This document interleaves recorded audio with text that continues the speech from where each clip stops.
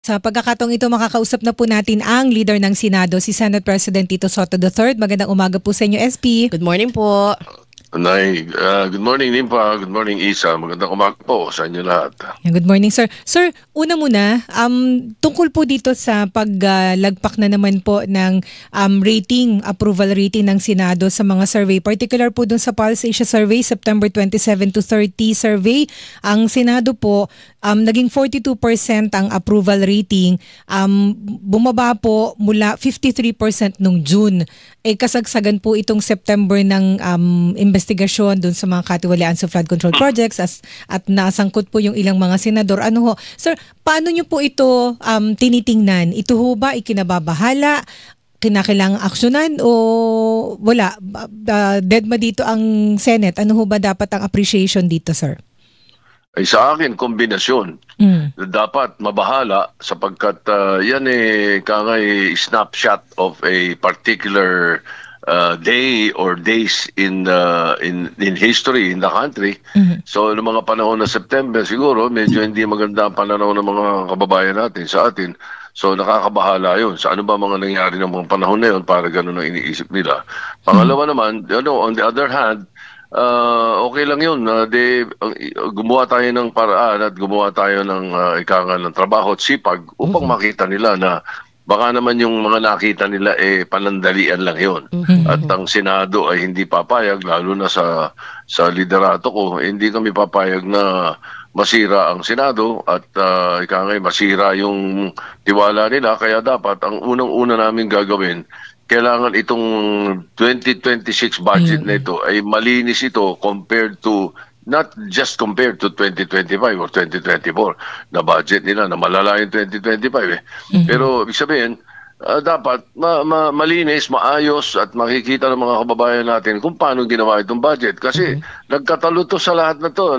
Maraming nasira sa pananaw ng mga kababayan natin dahil do sa binastos nilang 2025 budget Tsaka po sir, yung binastos na pinatutungkulan po ninyo yung insertions. At yung insertions po kasi yun yung sinasabi naging source po ng mga katiwalian. Correct. Yun ang naging source ng mga flood control na ghost at saka flood control na substandard. Doon saka hindi lang yun. Marami pang mga laman pala doon hindi pa nga natin nauungkat na kahit ano nakaraan pala, meron din. Kahit yung mga diskaya, meron din So sir, ano po yung game plan? Para po, ang sabi nyo nga ho, pambawi ito yung pong 2026 budget, yung manigurado po na matino. Ano sir? So paano po ang gagawin sir? Anong game plan sir? Well, ang pinag-uusapan namin ng aming chairman ng finance, si Senator Gatchalian, hanggat maaari, reset. Ibig sabihin, ulitan tayo.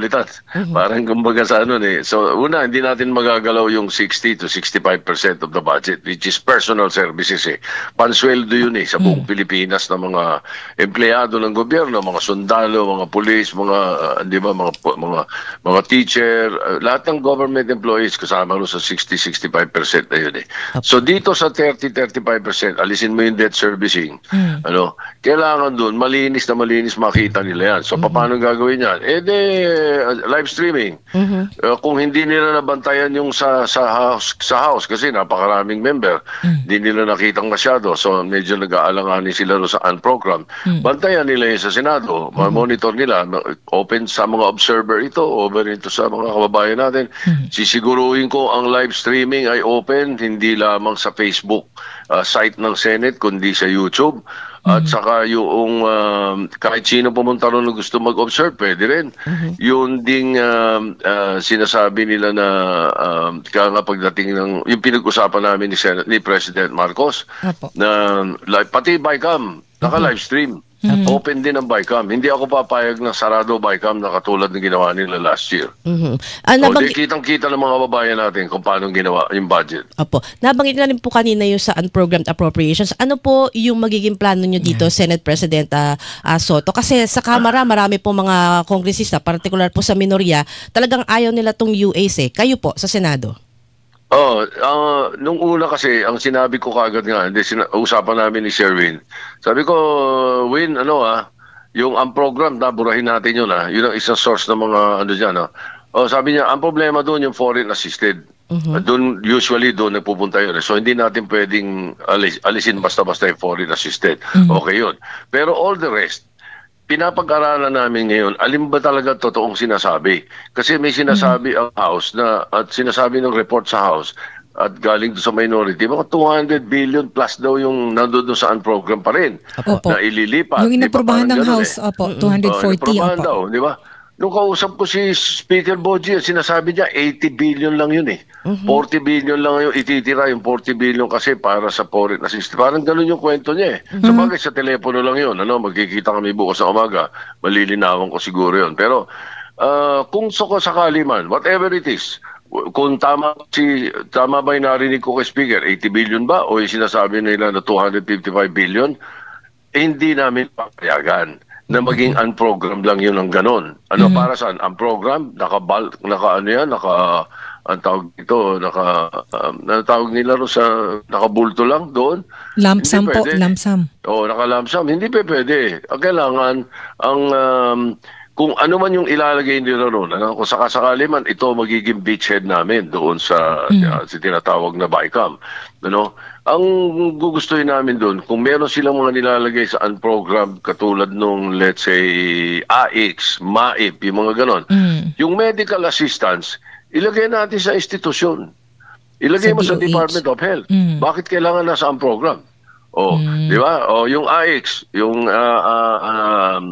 assistance for crisis, di ba? Yung mga ganon. Ilagay natin si DSWD. Bakit kailangan nakalagay sa unprogrammed? So sir, hindi ba? Para lang po maunawaan na ating mga kababayan, sir, pagka nasa program, ibig sabihin, tiyak na yung programa na ipatutupad, tiyak na yung pondo. Doon lang pwedeng gamitin. Ayun, doon lang pwedeng gamitin. Pag po nasaan program kasi, po pwede pa pong ilipat-lipat yung pondo at nasa control po ng DBM yung releases. At saka, at saka hindi nakalista kung para saan. Ayun, hindi po particular. Hindi basta-basta nakalista. Meron sila nilalagay, pero hindi yun yung pwedeng mabago eh. So, ang maliwanag na po, sir, sa Senado, magiging stricto kayo dito sa unprogrammed. Ililimit po ninyo sa foreign assisted, sir. Yan, magiging mahigpit kami doon. Talagang yung tunay na maliwanag na pangangailangan at nakalista, yun ang mga papayagan natin. Isa. Pangalawa, meron pa kaming natuklasan ng mga hearing ng Blue Ribbon, di ba? Nakita natin na yung mga projects ng hindi na sa flood control, pati mga overall projects ng DPWH, sa kwento nila mismong mga district engineers, mga official nila, talagang minamarkup nila yun. Overpriced po. Yung ino-overprice nila talaga yun para daw doon sa key proponent, para doon sa mga kikita, sa mga dadaanan nila, yung mga kontratista. Kung sa ano-ano man pa man yan. Anyway, ganun dapat. Ganun pala eh. Ino-overprice nyo pala eh. Pero ang sabi nga, kung ang kailangan talaga ay 6 na kable lang, gagawin nilang 12 sa listahan. Pero ang totoo nun, 6 lang, matibay na yun. So pero pag pinagawa nila, 6 lang.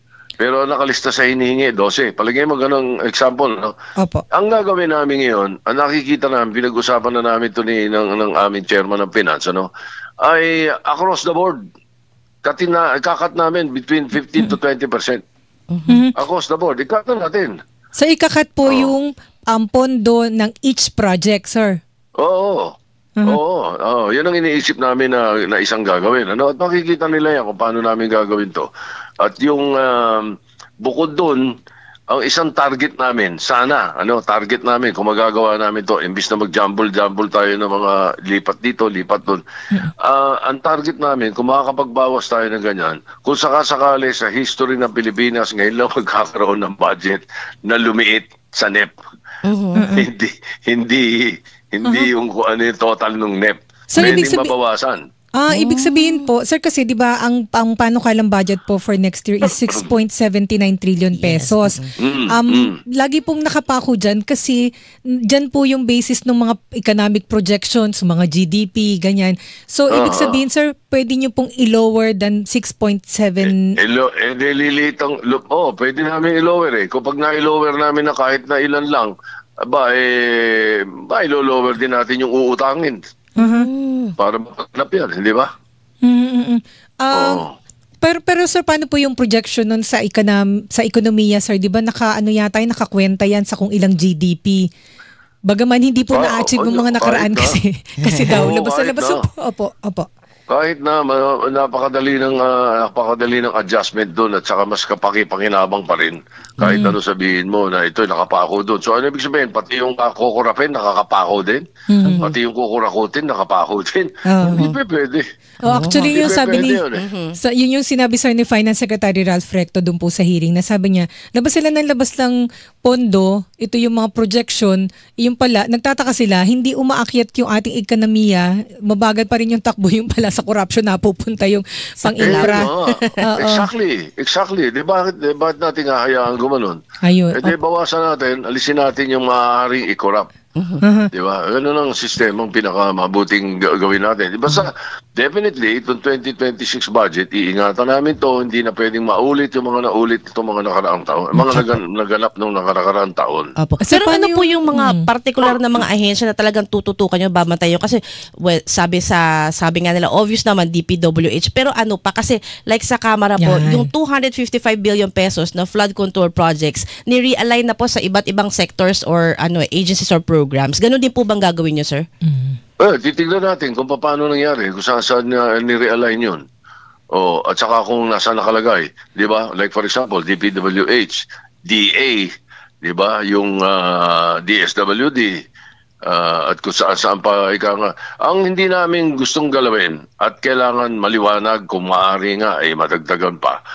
DepEd, CHED. DepEd, CHED. At yung mga yung Department of Health, FPEP, yun yung yung HPEP ang tawag doon. Sir, yung Health Facilities Enhancement Facilities Enhancement Program. Okay, like for example, itong yung mga tinayong nakita mo ba yung mga itinayong health center na kung ano-ano? Opo. Dapat nga yun, iniimbestigahan ng gobyerno sino naglagay niyan at para saan yan Ayan, may tatanong din ako dyan. Sir, libo-libo Inaalam pa namin kung sino ang proponent niyan. May listahan na si Senator Lacson yan Ayun. So, yung makita natin. Pagkatapos, kung meron din lang ganun, ibigay sa local. Local. Ibigay mo sa LGU. Mababantayan pa ng LGU. Sir, diba? Bakit sa national may ilalagay? Bakit? So mas magtiwala po kayo sa local kaysa sa mismong main agency. Kasi mamomonitor nila Sila nagkakamonitoran dun Diba? Kaya nga itong mga gusto naming payagan na individual amendments sa mga kasama natin sa Senado, ang gusto namin payagan, kailangan merong sanggunian resolution at merong program of work. Pagka ganon, legitimate yung gustong gawin. Sir, at the very least, Regional Development Council merong approval. Opo. Sir, clarify ko lang po, yung binanggit po ninyo na malamang na 15 to 20% across the board po na itatapyas sa infra projects. Sir, sa DPWH lang po ba ito? Sir, kasi yung Department of Health na nagpapagawa po ng ospital, DPWH din ang gumagawa. Kahit farm to market roads po ng Department of Agriculture, DPWH din po. Although ang trajectory po ni Senator Gatchalian, ibigay na dun sa mother agency like yung farm to market roads sa DA na lang. Pero correct. Opo, pero para maalis din yung overhead, tatapyasan din po ba ng 15 to 20%, sir? Hindi, yung pag-aaralan namin yun. Basta nakakasiguro ko sa DPWH So kung DPWH ang maggagawa nun, kasama yun sa ikakaten. Kung hindi, tignan muna natin, pag-aaralan natin. By this time, siguro by November 10, 11, meron na kaming kopya ng tunay na kangay GAB. Opo. GAB na to. Within a matter of days, makikita na namin yung mga critical at yung mga crucial So, the deliberation sa plenary namin, sa second reading, open yun. Ang gagawin natin doon, pati kung may mga amendments sa mga bawat senador, gawin nila sa floor. Or gusto nila para mabilis. Kasi sinasabi ng iba, hindi kasi haba, ganito, ganyan. Ganito. Isabit mo kay chairman ng finance, kay Sherwin, di ba? Submit mo kay Sherwin, basahin mo sa floor. Opo. Mabilis lang yun. And then sir, yung pong sa pagpapagawa po ng farm to market road, ipagagawa na lang sa Department of Agriculture sa halip po na sa DPWH pa, yung mga ospital po, baka ipagawa na rin sa DOH. Sir, ito po ba na-relay na ni Senator Gatchalian sa inyo? At tingin po ba ninyo, kayo po ba sang-ayon at tingin nyo sasang-ayon din ho kaya ang Kamara? Posibleng sumang-ayon namang ang Kamara. Ako ba, sasangayon ako ba sa rekomendasyon ng chairman ng finance namin. Pero sabi ko nga, kung pwedeng ibigay sa local, ang DOH, tapos ang DOH ibibigay sa local yung gagawin nila, baka mas mababantayan natin. Mas mabuti yun. Kasi isa sa mga reklamo ng mga LGU, hindi lang incumbent, pati mga dating LGU officials. Yun ang sinasabi sa akin. Hindi ro pinapatupad yung Chapter 3, Section 27 ng Local Government Code, which is lahat ng dapat gawin ng national pagdating sa infrastructure, dapat pinapaalam sa local. Ay kaya lang sir, parang dun ho sa isang hearing, nag-alangan po dyan sir si DILG Secretary John Vic Remulla tsaka si Senator Gatchalian kasi meron daw po kasi mga LGU officials na hindi noble. Ibig sabihin gumagawa rin ng katiwalian. Naging polite lang sila sa term. Na ibig sabihin baka po pagdadaan pa sa local, baka lalong dumagdag sa kakat sa mangungumisyon. Hindi, ganito yun. Ang aking ganito, ha? Nag-local ako dati, kabisado ko yun Opo. Ang sistema na sinasabi ko, ipaalam. Info lang. Hindi kailangan humingi ng approval. Di ba? Yun ang gitna, yun ang middle ground ko. Kasi pag sinabi sinasabi ni Secretary Remulla at saka ni Senator Gatchalian, totoo yun. Kung hihiking ka ng permiso. Di ba? Ang sinasabi ko is magpapaalam ka. Ipapaalam mo na may gagawin ka. Ako may gagawin ako sa Barangay Loyola Heights. Ito, sulat na ganyan. Bigay mo sa city, kasi oras na magpapa-approve ka pa sa City Council, matagal talaga yun. Opo. At saka pag may lukulukong konsyel doon, mananaga pa yun. Ayun. Yung term niya sa mananaga pa. Ito yung isa sa issue doon sa health centers, super health centers. Doon po sa investigasyon sir ni Secretary Ted Herbosa, meron pong 300 na mga hindi operational na super health centers ang tawag. Kasi po, ang nangyayari, Department of Health po ang magpapagawa. Pero ang aktual na gumagawa, DPWH. And then, pag po naitayo, granting na naitayo, hindi po nalalagyan ng staff. Ang local government units po ang kailangan mag-staff doon ng mga nilang maglagay ng staff doon. Correct. Opo, mga doktor, nurse. So, marami pong hindi nalagyan ng staff. So, paano po ito i-resolve? Kasama yan sa sinasabi ko na kung ano-anong nailagay sa 2025 budget Bakit kailangan na 300 na super health centers pagkatapos wala naman tao? O mahigit, hindi lang 300 di ba? Mahigit 300 pero sir, lang yung hindi operational. Since 2021 po yata yung kalakaran na ito kasi 876 daw po yung naitayo na super health center since 2021. From there yung 300. So, yan ang mga hindi natin namamalayan basta-basta So, kasi nga hindi tayo naka-open ito ngayon, gagiging open. Malalaman natin, sino nag-propose dyan? Sino bang Ponso Pilato ang may idea niyang maglagay ng mga health centers na wala naman palang tao? Sabi ng DOH, hindi sila. Sino? Alamin natin. Malalaman yun doon sa budget nung, sabi mo, 2021 pa. Sino naglagay? Panahon pa ni Duterte yun. Sino namang naglagay niyan? Hanggang umabot ng hanggang 2025, meron. So, malaman natin, puro tayo flood control pero dapat ito, medyo malawak pa yung dapat tingnan ng Blue Ribbon So, ayun po. So, ibig sabihin, iimbestigahan din po ito ng Blue Ribbon Committee, sir? Dapat, i-recommend ako na gano'n. I-meeting muna kami. Pag balik ni Senator Erwin, kakausapin ko naman siya muna kasi acting pa lang naman siya. And may posibilidad na baka sakaling makakumbinsi namin ulit Senator Lacson dahil yun ang gusto ng mga karamihan sa amin. Di ba? Baka malalaman natin. Basta definitely mag-hearing ang Blue Ribbon. Yun nga po, tatanong ko din sana, sir, nabanggit po ninyo na may possibility na bumalik si Senator Lacson. So, ano po yun, sir? Ano yung chances? 50-50? 70-30? Mahirap manghula sa ngayon. Pero at least ako, tingin ko, at the very least, 50-50. Pero siya po ba, si Senator Lacson po ba, gusto pa rin ba niya na maging chairperson ng Senate Blue Ribbon?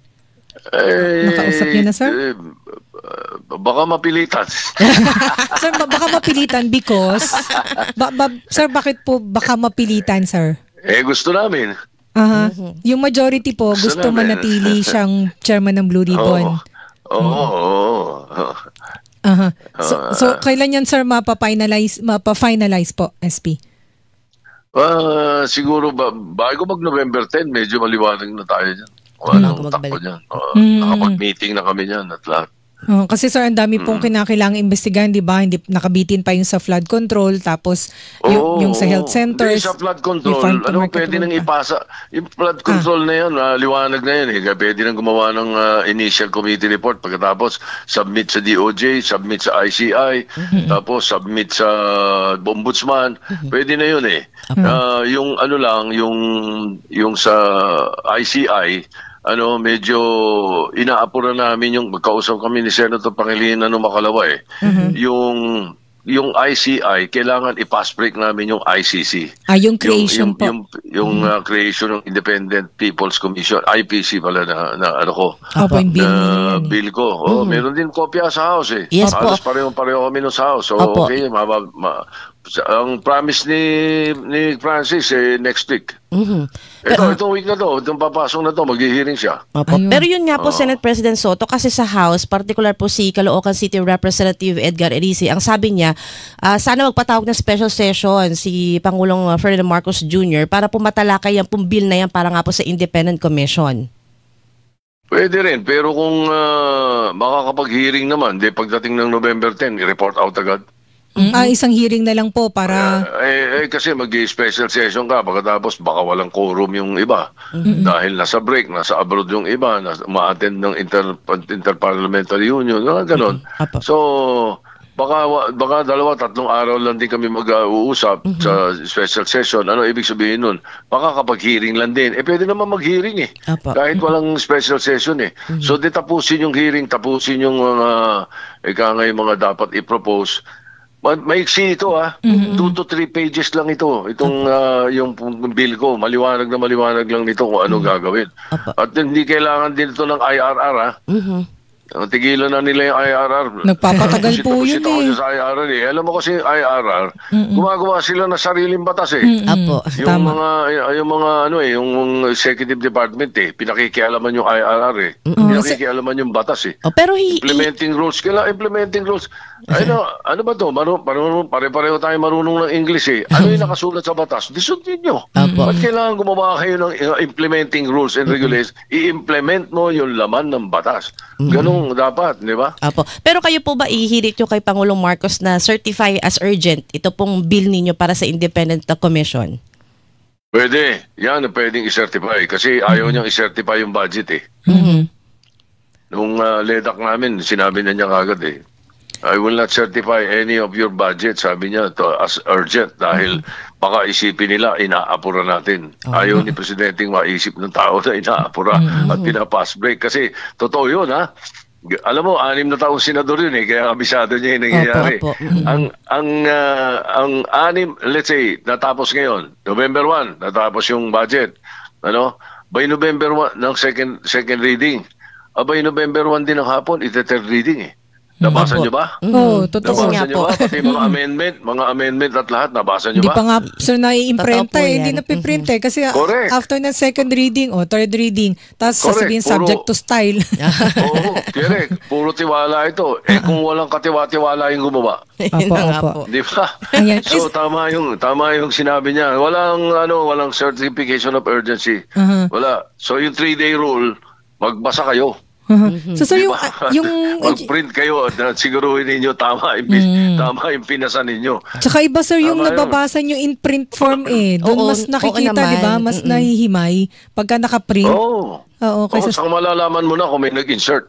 Ayun, opo. And then sir, dun sa budget, isa na lang ako dun sa budget sir. Yung nabanggit po ninyo insert. So ano magiging patakaran sir para talagang itong budget ay malinis from kung anuman na hindi po na mauuwi sa kung anuman o na hindi maganda. So dun sa insertion or amendments, ano po ang magiging patakaran sir sa Senate? Lahat ng senador papayagan lang natin ang amendments sa floor sa second reading. Submit submit or voice out, basta sa second reading lahat.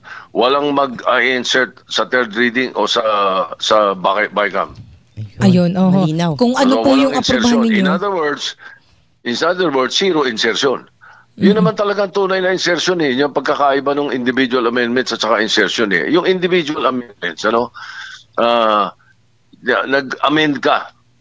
Pagpalagay mo sa Department of Education or sa CHED, sa CHED, gusto mong dagdagan ng budget na UP, which ginagawa ng mga kasama ko 'yon. Gawin mo sa second reading. Kasi oras na 'yan, hindi mo ginawa sa second reading. Natapos na sa BICAM ka na at doon mo pinapasok yung amendment mo, insertion 'yan. Ayun.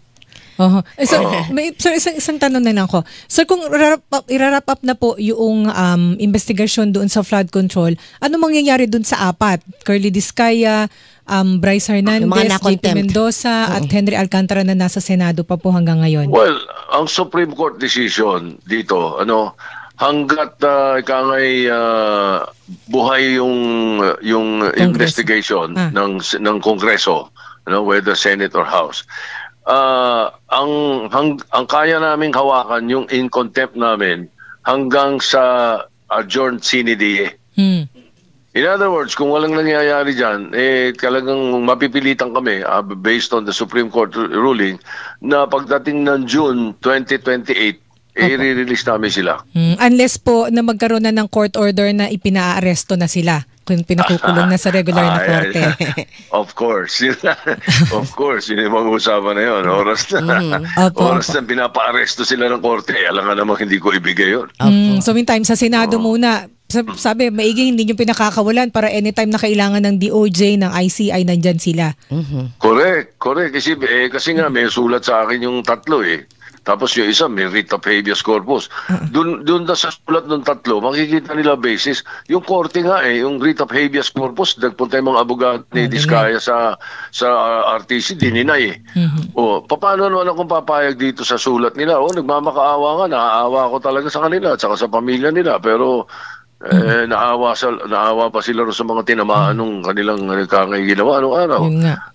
Di ba? Tapos siyempre gusto rin natin yung lagi yung pamatay kasi nila yung humanitarian reason masyadong abused yung humanitarian reason na salita na yun sabi ko hindi kakausapin ko muna yung mga member namin hindi ko naman didesisyonan mag-isa yan. Alam mo naman ako, I lead by consensus. I don't lead by dictatorship. Ayan, with that, sir, maraming salamat po, SP. Thank you po. Thank you so much po. Ingat po palagi. Sige. Isa, thank you very much. Sige. Thank you so much salamat po. Mga kapuso, si Senate President